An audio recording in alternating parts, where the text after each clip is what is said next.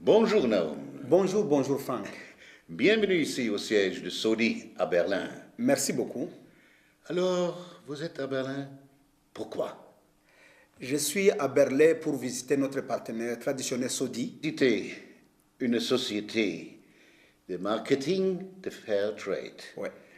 Elle était comment cette visite-là et est-ce que ça donne quelques espoirs pour la certification?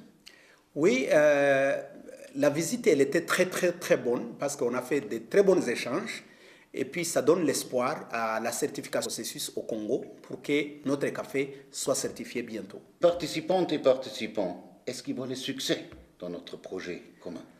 Oui, les participants et les participantes, ils voient beaucoup de succès. Ou par exemple la récolte du café. Pendant cette période, on est maintenant dans la récolte du café.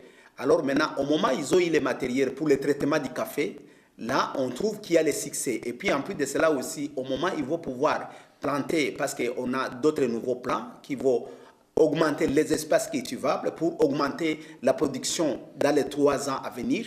Là, ils voient beaucoup plus l'avenir, un grand espoir de succès. Ils vont avoir l'autosuffisance alimentaire et puis aussi la sécurité des revenus dans un avenir proche. Maintenant, les projets cherchent aussi d'améliorer surtout la situation des femmes qui ont tellement souffert. Donc, est-ce qu'il y a des éléments qui pour eux ont été un joie particulier grâce au projet? Il y a beaucoup de jeunes femmes qui ont été prises en compte d'une manière beaucoup plus particulière dans les projets. D'autant plus qu'avec les différentes guerres, il y a les différents groupes armés qui ont épousé des jeunes filles et puis par après ils les ont abandonnées. Il y a des femmes veuves à cause des événements de la guerre. Alors elles aussi qui sont abandonnées, qui ont des enfants, qui doivent les prendre d'une manière scolaire. Mais dans ces projets maintenant, par exemple avec l'écriture, les semences qu'on les a données, ça a augmenté la sécurité des revenus, la sécurité alimentaire. Et il est clair, ces activités que nous entreprenons ensemble, c'est peut-être un peu comme un petit goutte dans l'océan.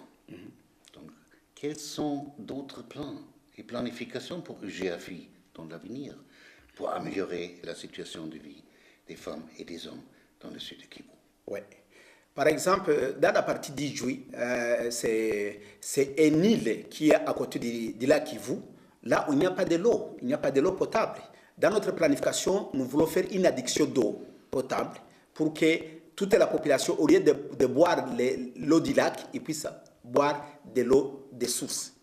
Alors pour qu'ils puissent améliorer beaucoup plus la santé, parce que pendant certaines périodes, il y a beaucoup plus de diarrhée au niveau des enfants qui pose problème, il y a une mortalité. Alors dans ces cas-là, nous voulons qu'on puisse faire l'addiction, dans notre plan, l'addiction d'eau.